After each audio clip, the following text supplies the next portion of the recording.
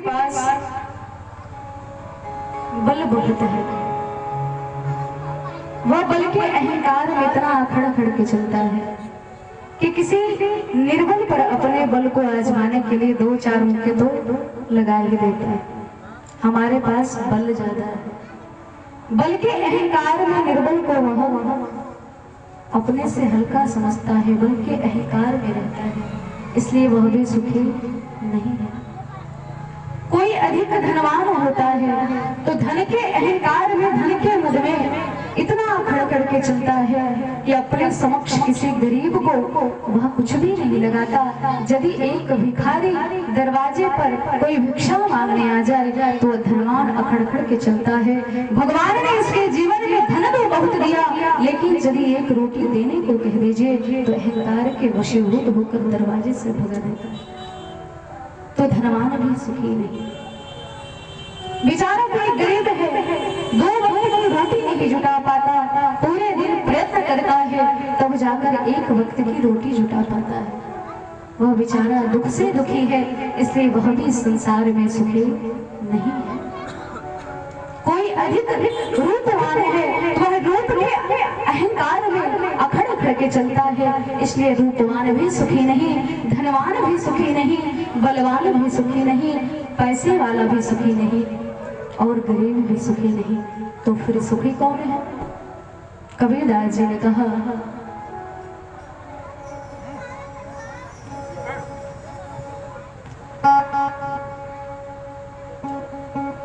कबीरा सब जग निर्धना, धनवंता नहीं को, धनवंता सोई जाने।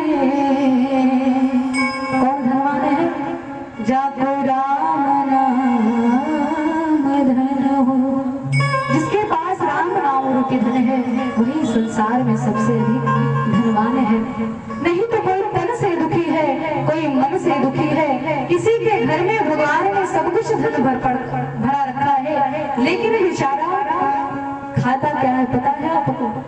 चने की दाल और सूखी रोटी। क्यों? डॉक्टर ने मना कर रखा है कि यदि मेवे मिष्ठान खाओगे, कचौड़ी और फुलौरी खाओगे तो सेहत खराब हो जाएगा, लीवर फेल हो जाए और भगवान के प्यारे हो जाओगे। तो इसलिए वह भी सुखी नहीं है। कोई तन दुखी, कोई मन दुखी, कोई चिंता चेतना, जिसे देखिए सब दुखी। तो सुखी कौन है?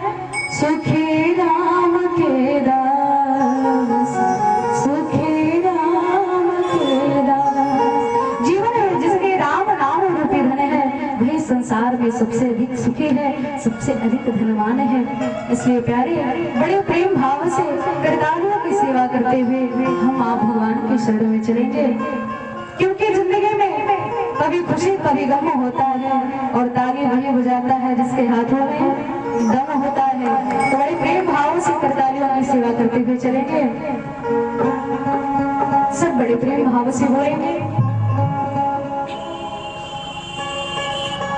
सीताराम सीताराम सीताराम गाए जा, सीताराम सीताराम सीताराम गाए जा, मेरे राम जी के चरणों में मन को लगाए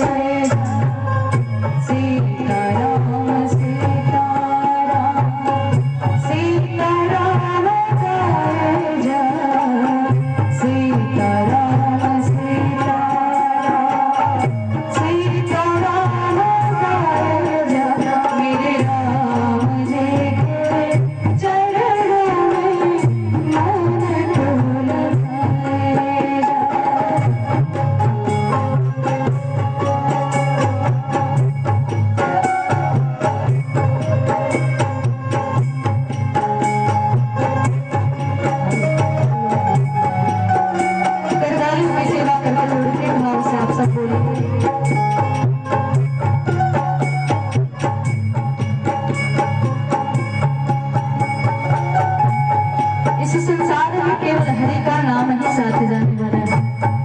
दुख तो जीवन पर्यंत लगा रहेगा, लेकिन इस दुख से उबर कर भगवान ने मुझे यह सुंदर अवसर प्रदान किया है भगवान की दिव्यमय कथा कहने और श्रवण करने के लिए।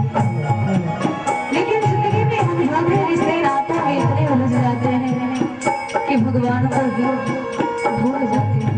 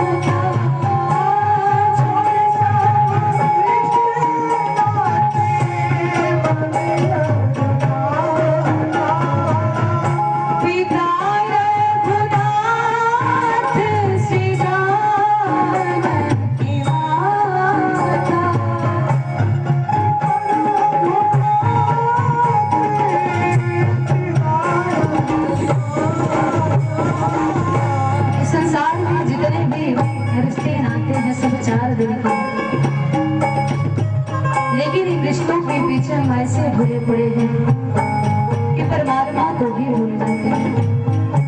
पर विचार करना महाराज, ये जिंदगी जो है केवल 4 दिन की है। जिस रिश्तों के पीछे हम जीवन लगा देते हैं, यह हमारा भाई है, यह हमारी पत्नी है, यह हमारा पति है, अंत समय में सब कुछ छोड़कर हम चले जाते, ना ही भाई साथ जाता है।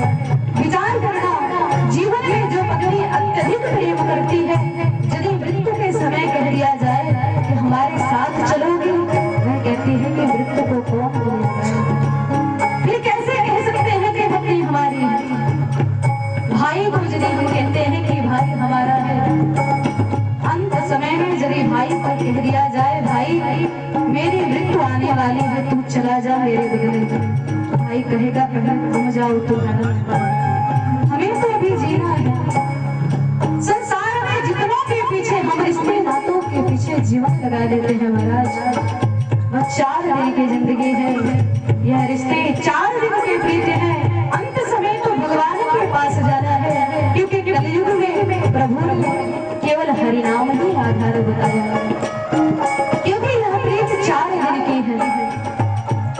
4 दिनों की प्रीत जगत में, 4 दिनों के नाते हैं,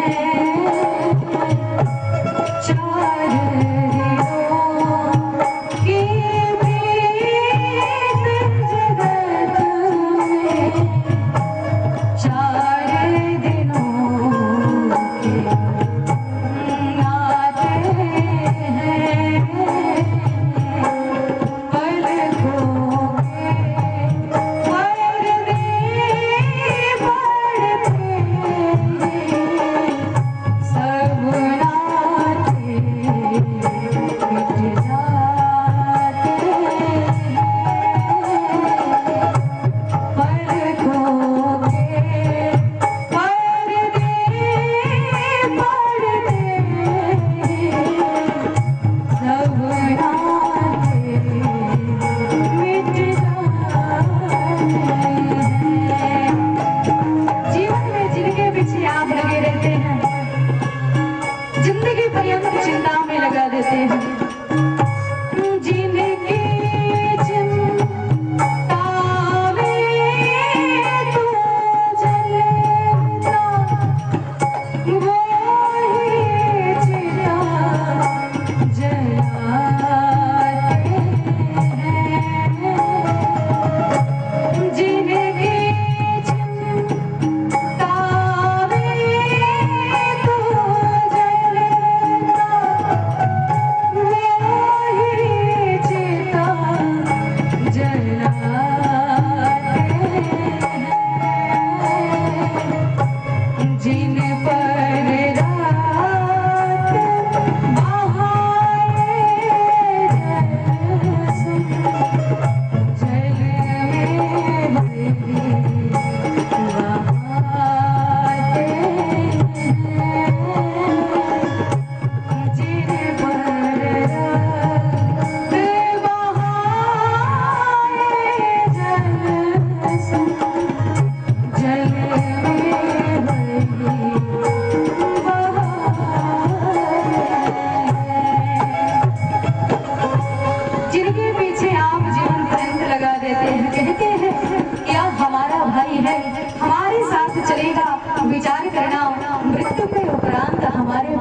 क्या करते हैं हमारे साथ। चौथे से 40 दिन तक हर करस भाते हैं। चौथे से 40 दिन तक हर करस भाते हैं। मृतक के लौटाने का जो कि मन में उठाते हैं। मृतक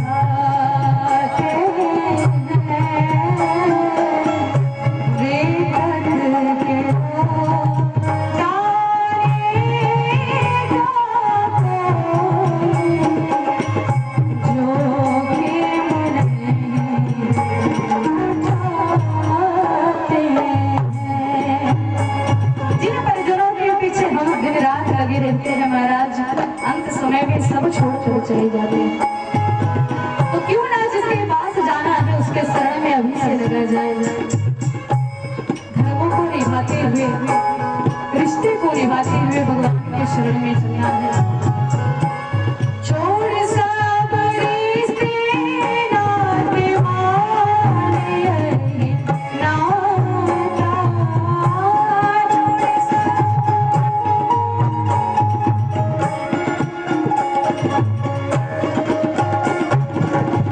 पिता रघुनाथ से जानकी माता, पिता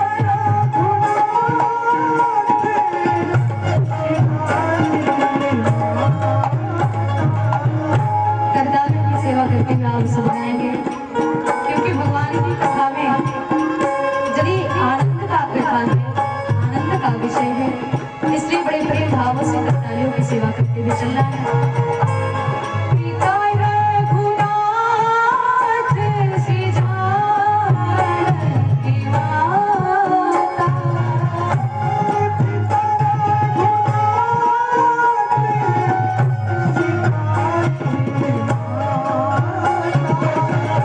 पिता रघुनाथ से जानकी माता, पिता रघुनाथ से जानकी माता। इस भाव गंगा में डुबकी लगाए जा, इसी भाव गंगा में डुबकी लगाए जा। मेरे राम जी के चरणों में मरण को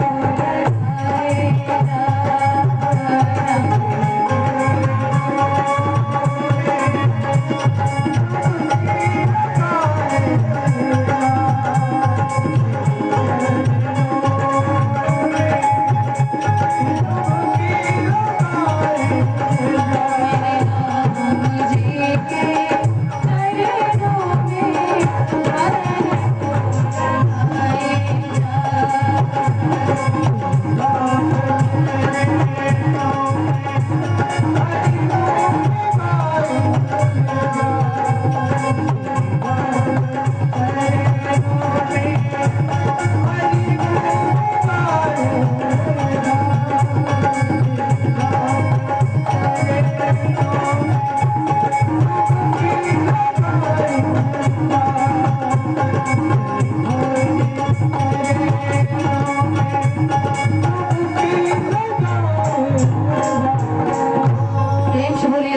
सरकार की जय, हनुमान लाल जी महाराज की जय। इस कलयुग में भगवान ने केवल हरि नाम संकीर्तन कहा है, क्योंकि इस कलिकाल में कलयुग केवल नाम आधार। सुमेरी सुमेरी नर उतरे पारा, इस कलयुग में केवल नाम का आधार लेकर हम भवसागर से पार जा सकते हैं, क्योंकि इस कलिकाल में और कुछ हमसे होगा नहीं। भगवान ने कहा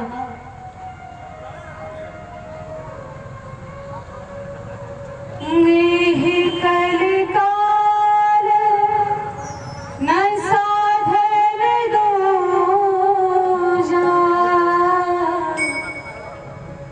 जोग जगे जप तप व्रत पूजा।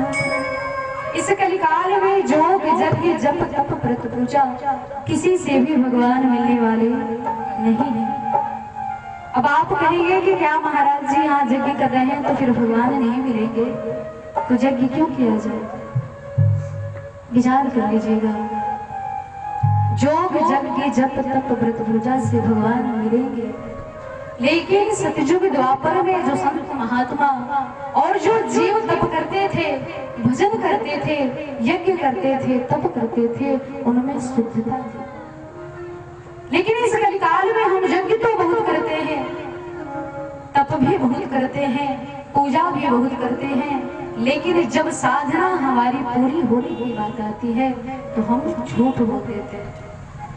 भगवान की भक्ति बहुत करते हैं, लेकिन जब अंत समय पूर्ण होने की बात आती है तो हमारा ध्यान हमारे मन में दूसरों के प्रति द्वेष की भावना भर जाती है। महाराज इस कलिकाल में गोस्वामी तुलसीदास जी महाराज ने बताया कि कलियुग का जीव जितना करना चाहिए उतना नहीं कर पाता। तो कलियुग का जीव क्या करे? आज कलियुग के जीव करते क्या है? भगवान का पूजन करने बैठे, 2 अगरबत्ती लिया, जलाया, क्या करते हैं? शाम को आरती गाते हैं ना। कौन सी आरती गाते हैं आप सब? ओम जय जगदीश हरे, स्वामी जय जगदीश हरे, भक्त जनों के संकट, दास जनों के संकट, चढ़े दूर करे। ओम जय जगदीश हरे।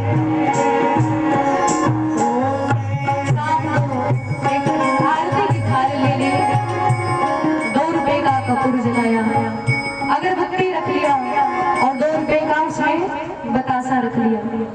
ठाकुर जी के सामने गए और जाकर आरती जलाई, अगरबत्ती को जलाया और एक बार आरती घुमाई। ओम जय जगदीश हरे, भक्त जनों के संकट क्षण में दूर करे। भगवान कहते हैं कितना अच्छा भक्त आ गया। जीवन में यदि इस कलियुग में एक भक्त ऐसा मांगने लग जाए तो समझना कि समस्त जगत का कल्याण हो जाएगा। लेकिन तुरंत हमने अपनी औकात दिखा दी। क्या मांगते हैं तुरंत? जो जागे फल पावे, दुख विनसी मन का, प्रभु विनसे मन का, प्रभु दुख विनसे मन का, दुख विनसे सुख संपत्ति घर आवे, सुख संपत्ति घर आवे, कष्ट मिटे तन का। ओम जय जगदीश हरे। भगवान के सामने कहते हैं ठाकुर जी हमने जितना भी ध्याया, जितना भी 2 रुपए का कपूर जलाया, 2 रुपए की अगरबत्ती जलाई, 2 रुपए का बतासा रख लिया, उसके बदले हमारे जीवन में सुख आए। ठाकुर जी कहते हैं कितना सुख चाहिए, कितनी संपत्ति चाहिए? 1 लाख बोले नहीं, 2 लाख बोले नहीं, 1 करोड़ बोले नहीं, तो फिर कितना चाहिए? समस्त संसार का जितना भी सुख संपत्ति है सब मेरे ही घर आ जाए और समस्त मेरे शरीर का जो कष्ट है वह समाप्त हो जाए। कलियुग का जीव ऐसे ही भजन करता है। क्षमा करिएगा, हम आपकी बात नहीं कर रहे, हम तो कहीं और की बात कर रहे हैं। यहाँ के तो वक्त बड़े प्रेम भाव से सुबह से ही लेकर भगवान की कथा करते हैं। परंतु कुछ लोग ऐसे हैं कि आज भजन कैसा होता है। एक महाराज जी थे, तो प्रातः काल भगवान के भजन के लिए, भगवान के पूजन के लिए बैठे और आरती घुमा रहे थे, और तब तक अचानक उनके मन में चाय पीने की इच्छा जागृत हुई और घुमा रहे हैं ओम जय जगदीश हरे, भक्त जनों के संकट क्षण में दूर करे। तब तक अचानक अरे भाग्यवान एक थोड़ा चाय चढ़ा देना। फिर प्रारंभ किया ओम जय जगदीश हरे। अरे महाराज कब तक चाय आएगी, विलंब हो रहा है। फिर थोड़ी देर बाद भक्त जनों के संकट क्षण में दूर करे। अरे ले आओगे कि फिर विलंब है, तनिक चाय के साथ बिस्किट भी ले आना। और पूजन बीच में ही ऐसे तो पूजन होता है। आज कलयुग का पूजन कैसे होता है, 3 बार भोजन भजन एक बार, इसमें भी आते हैं झंझट हजार। 3 बार भोजन भजन एक बार, इसमें भी आते हैं झंझट हजार। 3 बार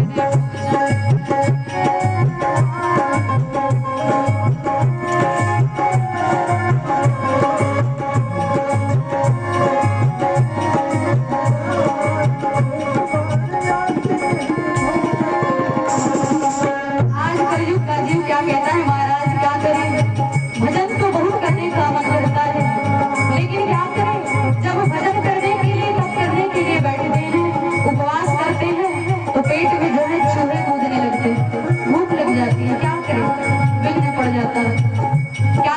कलयुग का भक्त, मन मेरा कहता है मंदिर हो, मेरा कहता है मंदिर हो,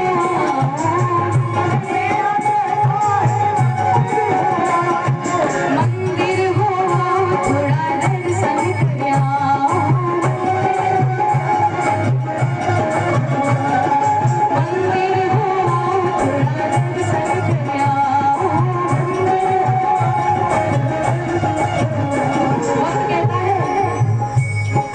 जाते जाते हाँ जाते जाते जाते जाते मंदिर के भोग के बाद, इसमें भी आते हैं झंझट हजार। 3 बार भोजन भजन एक बार, इसमें भी आते हैं झंझट हजार।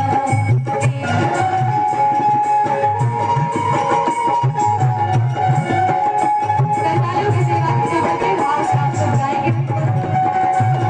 देश बोली राघव सरकार की।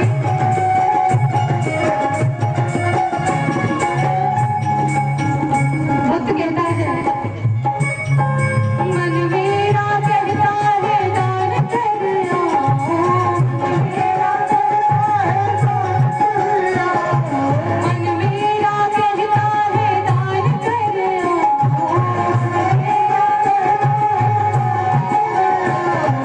दान कर आओ थोड़ा पुण्य कमाओ, दान कर आओ, दान कर आओ थोड़ा पुण्य कमाओ, दान कर आओ। दान करते करते घर में आ गए रिश्तेदार, इसमें भी आते हैं झंझट हजार।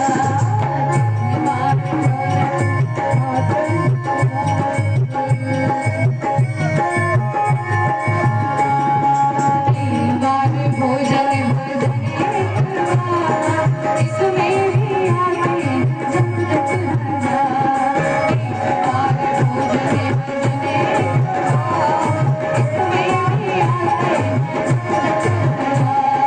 3 बार भोजन भजन एक बार, इसमें भी आते हैं झंझट हजार, इसमें भी आते हैं।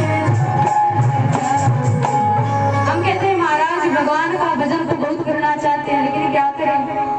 एक बार एक महाराज जी के पास एक शिष्य गया उसने कहा महाराज एक बात बताइए, मैं बहुत सोचता हूँ कि संसार में सुखी रहा जाए और भगवान का भजन किया जाए, लेकिन क्या करूँ संसार छूटता ही नहीं। जब मैं सोचता हूँ कि संसार को छोड़ दूं, रिश्ते नातों को छोड़ दूं, और तब तक वह रिश्ते नाते मुझे पकड़ कर बैठ जाते हैं, क्या करूँ। तो महाराज रिश्ते नातों में हमने पकड़ कर नहीं रखा, हमने समस्त रिश्ते नातों को माया को पकड़ के रखा है। और सबसे बड़ी बात कि भगवान की कथा में पूर्व जन्म के जो पुरातन कर्म है वह भगवान की कथा में जाने से हमें रोक देते हैं। पूर्व जन्म के पाप से हरि चर्चा न सोहाय। पूर्व जन्म के जो संचित कर्म है वह भगवान की कथा में जाने से रोक देते हैं। तो महाराज आज के बाद जब भी हम आरती करें, भगवान से केवल इतना कहना है कि हे परमात्मा, हम आपके शरण में आए हैं, इसलिए बस केवल इतना निवेदन है आपसे, विषय विकार मिटाओ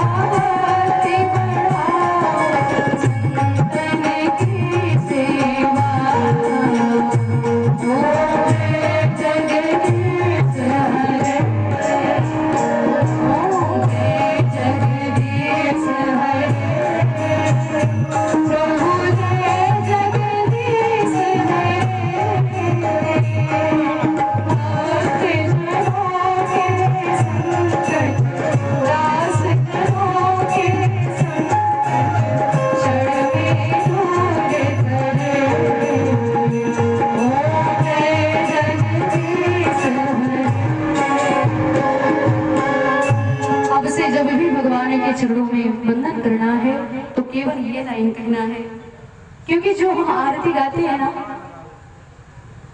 इस आरती को लिखने वाले हैं पंजाब के बहुत बड़े लेखक श्री श्रद्धाराम फलोरी जी। उन्होंने पहली लाइन बाद में लिखी और बाद वाली लाइन पहले लिखी, लेकिन हमने गाते गाते कुछ मिसप्रिंट कर दिया और हम गाते हैं कि जो ध्यावे फल पावे दुख बिन से मन का, सुख संपत्ति सब घरे आवे और कष्ट मिटे तन का। लेकिन महाराज आज के बाद जब भी हम भगवान की आरती गाएं, केवल इतना कहना है कि हे राघव, हे ठाकुर जी, आपके शरण में हम वंदना करते हैं कि हमारे जीवन से समस्त विकार को आप समाप्त कर दें। विचार करिएगा, जब तक इस कलिकाल में मन से हमारे हृदय से विकार समाप्त नहीं होंगे, तब तक इस भूतल पर राम राज्य स्थापित नहीं होगा। क्योंकि विकारों ने हमें ऐसा घेरा है कि आज भी रावण जो है इस कलिकाल में जीवित है। हर दशहरे के दिन हम रावण का वध करते हैं। त्रेता में तो प्रभु राम ने रावण का वध कर दिया, रावण का अंत कर दिया। पर विचार करना महाराज, आज कलिकाल में रावण हर घर में जिंदा है, हर हृदय में जिंदा है, क्योंकि अहंकार का नाम ही रावण है। दशहरे में हम पुतले को तो जला देते हैं, लेकिन घर घर में जो रावण बैठा है उसे किस प्रकार से जलाएंगे। उस रावण पर किसी व्यक्ति का ध्यान नहीं जाता कि जो हमारे अंदर रावण रूपी अहंकार का जो नाम है वह हमारे मन में भरा है। घर घर में रावण बैठा है। उस समय तो जब द्रौपदी का चीरहरण हो रहा था तो उस समय अंधे धृतराष्ट्र कुछ कर नहीं पाए क्योंकि अंधे थे, लेकिन आज हम बड़े बड़े लोग आंख होते हुए भी अंधे की तरह होते हैं। यदि चौराहे पे आज किसी लड़की की लज्जा को नग्न किया जाता है तो हम बड़े बड़े लोग मुंह फेर कर चल देते हैं। क्षमा करिएगा, आज का कलयुग है, यह भारतवर्ष है, मनु की संतान है, लेकिन फिर भी इस भूतल पर रहने के बाद, राम कथा सुनने के बाद, घर घर में आज रामचरितमानस पढ़ने के बाद भी हम राम राज्य स्थापित नहीं कर पाते। आज भी प्रत्येक चौराहे पे रावण जीवित है और दुशासन है, हर चौराहे पे द्रौपदी का चीरहरण होता है। दर से बदतर दशा कितने गंभीर है, पाँव में पड़ रही फिर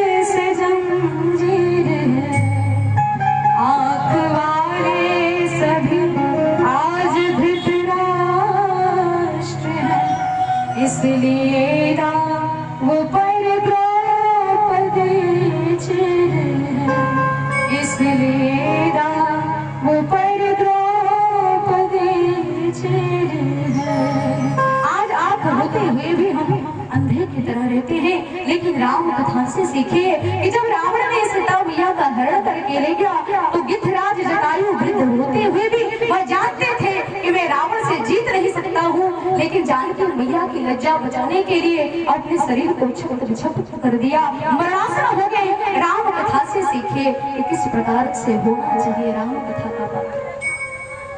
सिया के रोवत देखी आकाश में, आँखी के आगे ना पाप सहले, रावण गिद्ध में का समता और पाखी में चोचर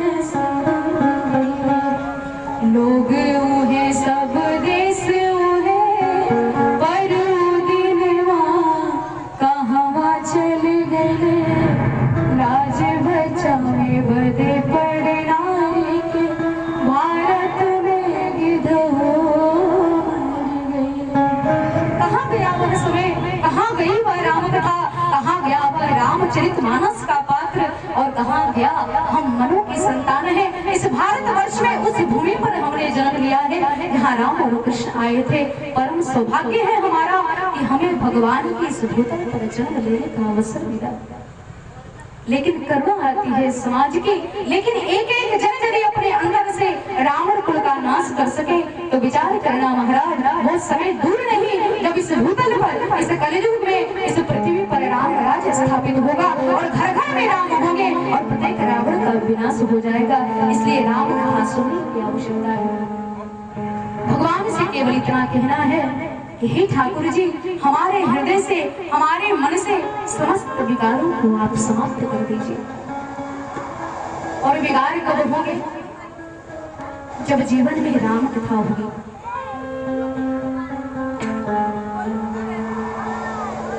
भगवान की कथा से ही असंभव है, संत की संगति से ही असंभव है। हम कहते हैं कि भगवान की कथा में हमें मन नहीं लगता क्योंकि माया ने घेरे रखा है। पर विचार करना, माया ने आपको घेर रखा है, लेकिन एक बार ठाकुर जी को पकड़कर तो देखिए। बहुत लोग कहते हैं कि कथा में आने के बाद निद्रा देवी ऐसे सताती है कि नींद आने लगती है। पर विचार करना महाराज, घर में सोने से अच्छा है कि आप कथा में आकर सो जाइए। खुला निमंत्रण है, क्योंकि जीवन पर्यंत जो मनुष्य नींद की गोली खा कर भी नहीं सो पाता, भगवान की कथा में आने के बाद गोस्वामी तुलसीदास जी महाराज की चौपाइयों का इतना तो आनंद है कि कम से कम गोस्वामी तुलसीदास जी महाराज के द्वारा गाई हुई चौपाइयों को सुनकर, प्रभु के चरित्र को सुनकर, श्रवण करके हमें कम से कम चैन की निद्रा तो आती है। खुला निमंत्रण है, कर सो जाइए। इसलिए कि भूल से भी यदि हमारे कान में प्रभु का चरित्र पड़ जाएगा, भूल से भी यदि प्रभु के चरित्र का एक भी शब्द हमने सुना होगा और हमारे हृदय में यदि वह बात पहुंची होगी तो वह एक बात हमारे जीवन का उद्धार कर सकती है। ठाकुर के चरण में आइए। तो यह राम कथा हम आप श्रवण करेंगे। यह राम कथा क्या है, यह राम कथा किस प्रकार से भगवान के चरणों में हमें प्रीति बढ़ाती है, प्रेम कराती है। यह राम कथा सुनने से क्या होता है? मंगल करण कलिमल हरण तुलसी कथा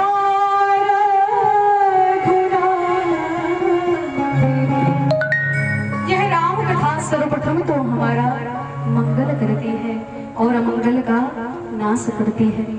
विचार करना महाराज, यदि हमारे जीवन में राम कथा आ जाएगी तो यह राम कथा सर्वप्रथम अमंगल का नाश नहीं करती, हमारे जीवन में मंगल करती है। और जब हमारे जीवन में मंगल होता है तो अमंगल का अपने आप ही नाश हो जाता है। लेकिन कब मंगल करेगा?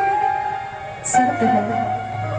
यहाँ कितने लोग कथा श्रवण करने बैठे हैं, विचार करना, भगवत पांडाल में बहुत श्रोता बैठ जाएं, यह महत्व नहीं है। भगवत पांडाल में तो श्रोता बहुत बैठते हैं, लेकिन बहुत श्रोता भी बैठते हैं और बहुत सोता भी बैठते हैं, कुछ लोग सोने वाले भी। लेकिन भगवत पंडाल में इतने श्रोता बैठे हैं यह उचित नहीं है, लेकिन इतने लोगों में भगवान की कथा बैठती है यह उचित है। और मंगल तब करेगी जब हमारे जीवन में विश्वास होगा, क्योंकि गोस्वामी तुलसीदास जी महाराज ने कहा है कि बिना विश्वास भक्ति नहीं, तेहि बने प्रबल राम। बिना विश्वास के भक्ति नहीं, और जब तक विश्वास नहीं होगा, भगवान के प्रति प्रेम नहीं होगा, जीवन में भक्ति नहीं होगा, तो कितना भी माला ले लीजिए, कितना भी नाम का सुमिरन कर लीजिए, भगवान द्रव्य नहीं हो सकते। लेकिन यदि जीवन में विश्वास से हम भगवान का नाम लेंगे, भगवान की भक्ति करेंगे, तो वह भगवान की कथा हमें विश्राम की प्राप्ति कराएगी। सुनत श्रवण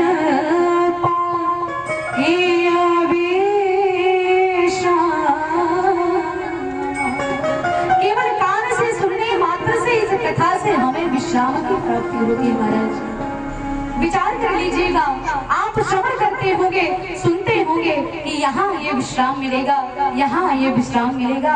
अरे कहाँ विश्राम मिलेगा?